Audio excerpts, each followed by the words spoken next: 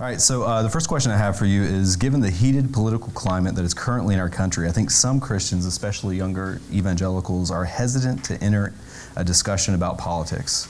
What would you say to a Christian who felt this way? Or, to ask the question slightly differently, why should Christians be involved in political discourse? Yeah, so the past 2 years has been something like a mixture of a war, a carnival, and a Hollywood movie.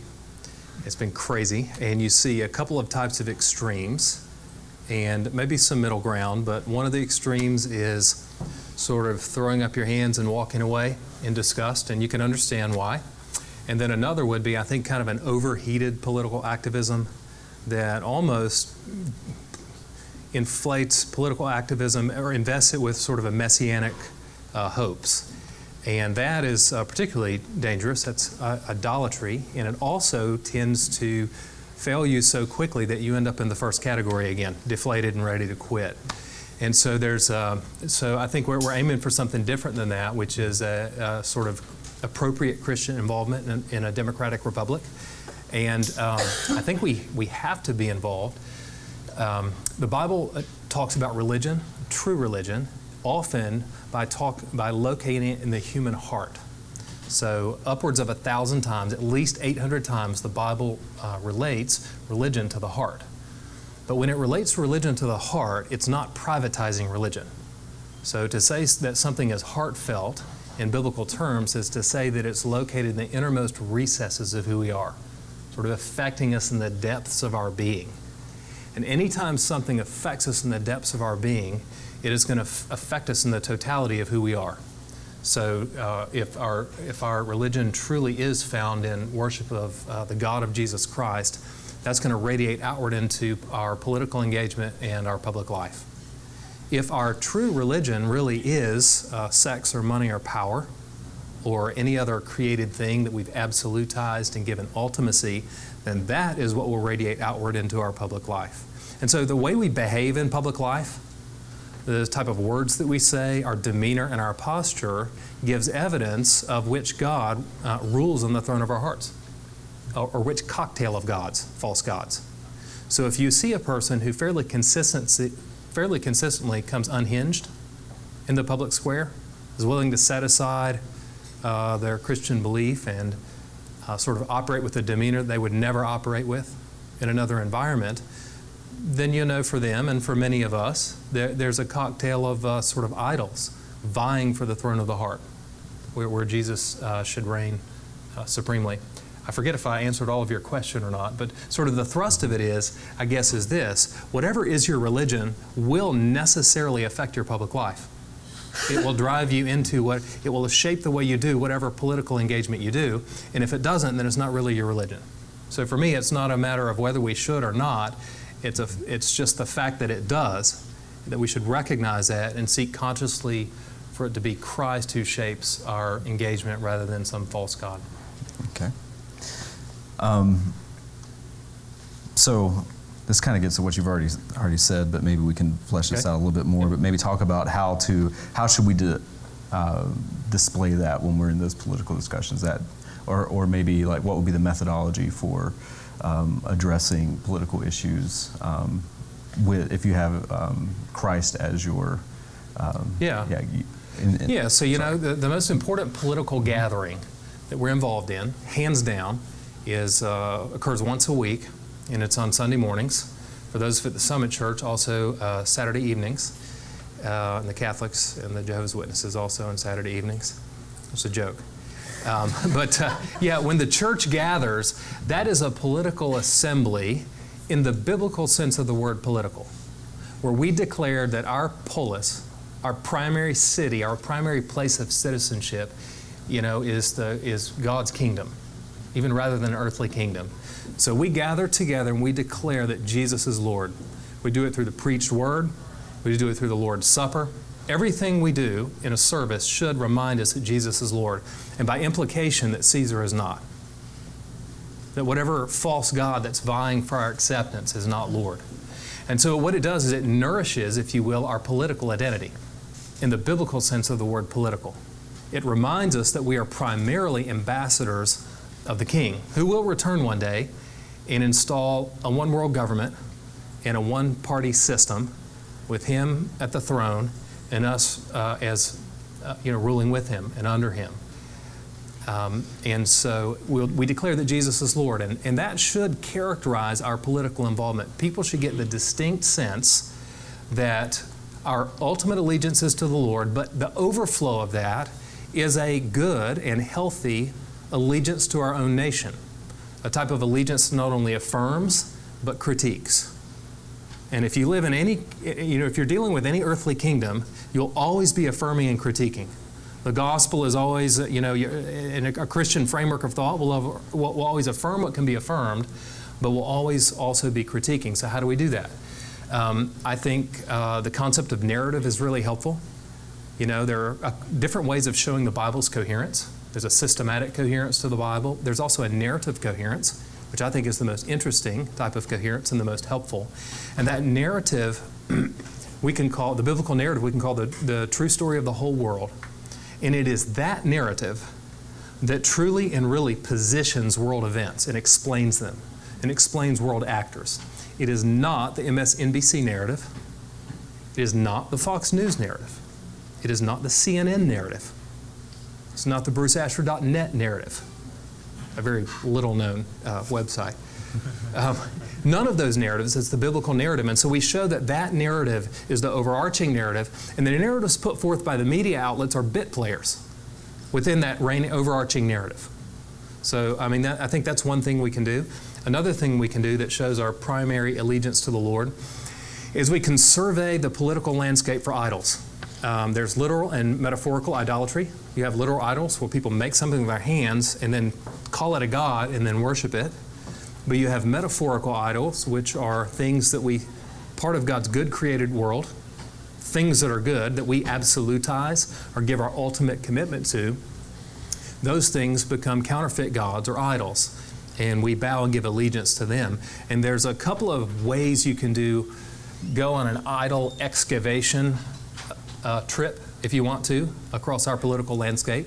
One would be to select perennial human idols, sexual pleasure, wealth, power, comfort, success, and then watch and look how those idols operate and shape in political parties and politicians and political ideas. Another way of doing that is to take modern political ideologies and then trace their programs back and find their root idols. And I think that all of the modern political ideologies have an impulse toward a certain idol. Conservatism, progressivism, nationalism, socialism, libertarianism, all the isms. Even democracy can become democratism when we confuse or conflate the voice of the people with the voice of God. Vox populi, vox Dei. And so idol excavation digs. And then I think the other way we can make clear that we're Christians is by reframing issues in light of Christ's work on our behalf and in light of a Christian framework. A Christian should necessarily view marriage and sex differently than other people, right? We know that it's a picture of Christ in His church. Nobody else by general revelation would know that. So we have at least that. It should reframe the way we view sex. Some conservatives let me mention how a Christian would view sex differently than a conservative who's not a Christian or a progressive who's not a Christian. So, conservative who's not a Christian might, because of cultural heritage, be offended by, for example, gay sexual life patterns. And will possibly be kind about it or possibly not. Possibly will ridicule and demean. A progressive is going to be more likely in our nation at this point to embrace it in toto and say, hey, this is great, it's just like anything else. A Christian is going to come along and do neither. We're going to affirm healthy biblical teaching on sexuality, and that's where we might be similar to the conservative who's not a Christian. But we're also going to try to honor the other person and give them the human dignity that they deserve. And at the same time, hopefully have the humility to recognize that even though we are saying, listen, your sexual life patterns are not healthy, and God says that we should not live in that manner, we have to recognize that we also have life patterns that are sinful and unhealthy. So there's a humility there. Same thing on power. And a Christian who is cruciform or cross-centered in their political engagement is going to use whatever power they have, social, cultural, or political power, as a citizen or as an office holder, to decenter ourselves and to empower other people. We're going to have an impulse to do that, I think. Okay, so let's talk a little bit about how the Christians can engage in political discourse, or how maybe some practical advice on how to engage in social media, because I think we all experience a lot of political discourse on social media. So maybe if you can give some tips on that, and maybe talk about some of those things. Yeah. You know, social media, I mean, there's just something about it for some reason. So there's this thing that happens when people interact in politics for whatever reason. They become absolutely unhinged. They accuse people of the absolute worst motives. They divide the country into two camps, and everyone in the other camp is unfailingly bad in everything they've ever said and done. We're willing to assign motives to people that we can't prove. We're willing to degrade and demean and mock. We're willing to cheer presidential candidates who build an entire campaign off of doing that type of thing. Then on the other hand, social media, people do the same thing. So politics is a topic in which people do that, and social media is a venue in which people do that. So when you talk about politics on social media, it's really nasty. It's awful. And what I want to do is I want to go and steal the cap locks key and the exclamation key from everybody's keyboard. As a way of just saying, listen, we'd like to offer you a cold compress for your fevered brow. We'd like to suggest to you that just because you're on social media doesn't mean that you can lose your religion. In fact, you ought to be even more careful on it. Suppose it gets forwarded and shared and so forth. But I don't think we need to quit involvement on social media. I think it is a moment in which Christians could shine if we wanted to, in which we could determine by God's grace and by His Spirit that we will be people of truth and grace. I think it's Tim Keller who says, truth without grace makes you a bully. And I think that's what most conservatives are. Often we tend to be that. That's what we're tempted to be. To shout people down and bully them with the truth. Grace without truth is cowardice. And so we want truth and grace. We want to be strong on social media. Okay? But in being strong, we don't have to demean and degrade.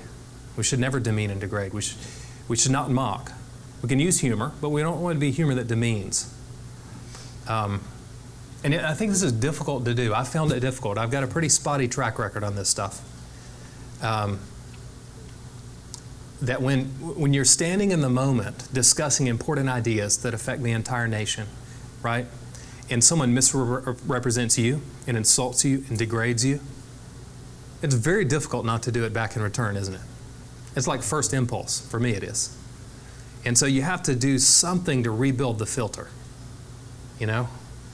For most of my life, I've had a fairly weak filter for that kind of thing, and I'm trying to rebuild it, rebuild the levees so the dam doesn't break when we're in the moment. But, our political environment is so toxic right now. I mean, it's nasty. Nobody's off the hook. I think it's equal on the left and the right. It's two different types of toxic sometimes. And this is a moment for gospel Christians to cut a different wake. And I mean, if you do that, you're going to get insulted from both sides. And people are going to, I'm just telling you, they're going to judge your motives. They're going to call you a wimp. They're going to call you a lot worse things than that. But we've got to cut our own wake here. You won't learn this from the radio talkers, I guarantee you. And you won't learn it from the cable news network people. You won't learn it from the politicians. And so we're just going to have to determine that we're in this thing together and to speak with truth and grace. I'm going to flip some questions on you that in the order that I've given you, but you were talking about building up the dam or building up the levee so the dam doesn't break. For me personally, I found that setting the end goal for what the discussion is, not the immediate conversation I'm having with someone, but the ultimate goal is for Christians in political discourse that we actually want the gospel to be presented and for Christ's kingdom to be exalted. What are some ways that we can, or what would you say is the end goal? And just kind of talk about that a little bit with especially in social media, and then we'll go to the next question, which was outside of social media, where else can we engage? Yeah, so I think it's probably fair to say that many Americans, or most Americans, have divided the world into two categories. There are two types of people in the world: those who see two types of people and those who don't. But we've divided the world into two types of people: conservatives and progressives. And and we've lined up in a camp and said our job is to crush the people on the other side of the aisle. And if politics were nothing but war, then that's what you would do. That is absolutely a terrible way to look at it. It's not a good way to look at politics. I mean, politics is war. That's one of the things. There's a battle going on, if you will. And so under that paradigm, the ultimate goal is to win, right? And crush the competition. Our goal is something very different than that. Not that we wouldn't want our viewpoint to gain ascendance, because we're looking for what's best for the whole country. And of course, we would want our view to win. But our ultimate goals are not political victories in the sense of earthly politics. Our ultimate goals, as I see, are witness, obedience, and preview. So witness is just that our actions are befitting people who have been saved by the shed blood of Christ, who are saved from our sin for newness of life. That's our goal, witness. And that's why, more often than not, when we are speaking and acting in the public square, we're going to put our cards on the table. Let them know that we're ambassadors of the King, right? Before we are citizens of the American kingdom. So we put our cards on the table. So witness. Obedience is second. That if Jesus is Lord, and He is, He's Lord over all, over every square inch, as they say. If that's true, politics is part of it, and so we want to bring our political engagement under submission to the King. And then third is preview. If you've ever been watching a TV show, and in the spring, it's March, and you see a clip come on, 30-second or 1-minute clip. It's a preview of a movie that's going to be released in the summer, because almost all the good movies are released in the summer or at Christmas here in America. And so the preview comes on, and the producer and director have put in the top 2 or 3 moments of the entire movie. They might be the only good 2 or 3 moments in the movie, but they're all right there in that clip. And when you watch that clip, the goal is for you to be hooked, to whet your taste bud, to want that movie, and to go see it, and to buy horrendously outpriced popcorn in the summer, okay? And what we are trying to do in our political interaction as Christians is for our interaction in public to be a preview of Christ's coming kingdom. When He comes, justice will finally roll down like the waters. And our world order will be characterized by love and peace and order and righteousness. And so our interactions now should whet people's taste buds for that banquet, give them a preview of the end of the drama and how it will unfold. So witness, obedience, and preview. Those things are primary, and winning is not.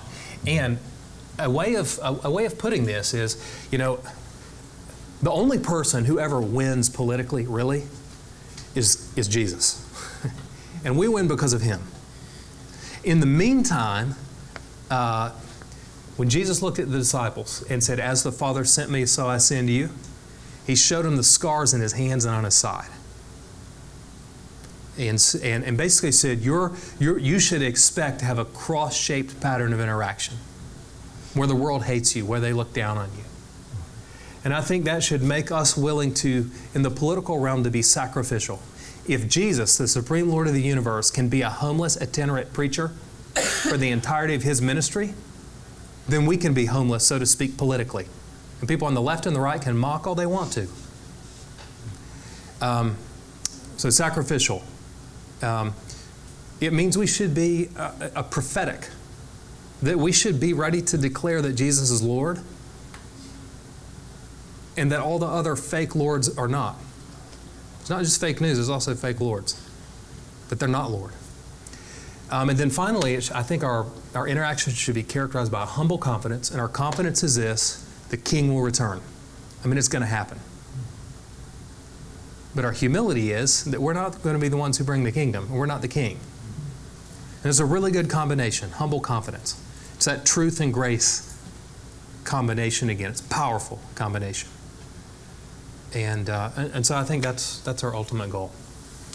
All right, so as we already mentioned, social media is one place where we encounter that, or probably the place where we encounter that the most. But where else should Christians be stepping out and getting involved in political discourse or politics in general, and trying to share Christ and His kingdom through their actions? Where else can they go? Yeah, you know, when we think of politics, often we think at the national level. And so I would say, okay, that's one level. But I really think most of our political and public life influence is going to be found and should be found at the local grassroots level. Things are so nasty and vitriolic in our nation right now that what it's going to take to turn the tide back will be leaders, politicians, and elected people and begowned lawyers in the Supreme Court to begin behaving in a way that is befitting civil servants who serve us, we the people. But on the other hand, it's also going to take citizens who are willing at a grassroots level to make things right. Racial unrest has been really bad in the past 2 years. And one of the things we ought to be doing is being in people's homes and making friendships with people who are different than us. You will never have the ability to understand ever until you have people into your home regularly and you are in their homes. It will never happen. Abortion.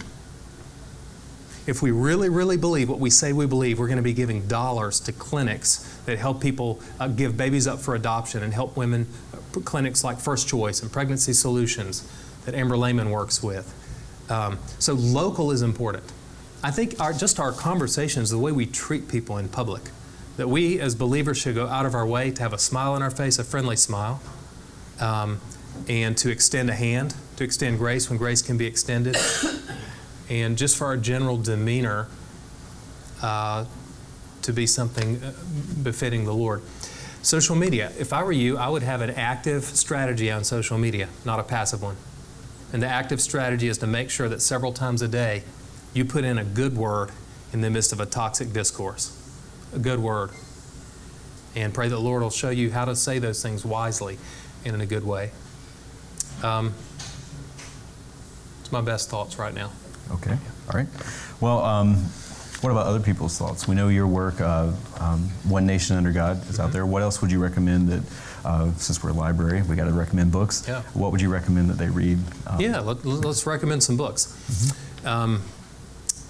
One of the most helpful books I've ever read is called Political Visions and Illusions, a survey and critique of contemporary political ideologies, written by David Koizis. David Koizis is a political scientist at Redeemer University College.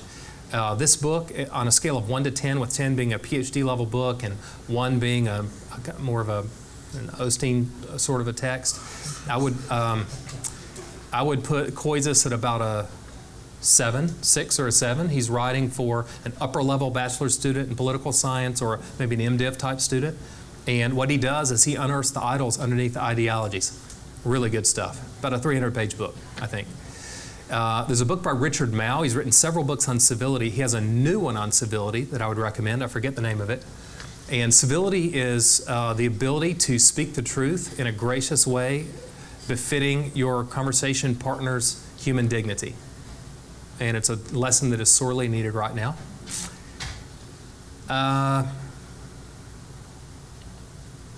So many other good books. I mean, Jamie Smith's got a book coming out soon called Awaiting the King. It'll be 6 or 9 months from now. It's going to be a really good book.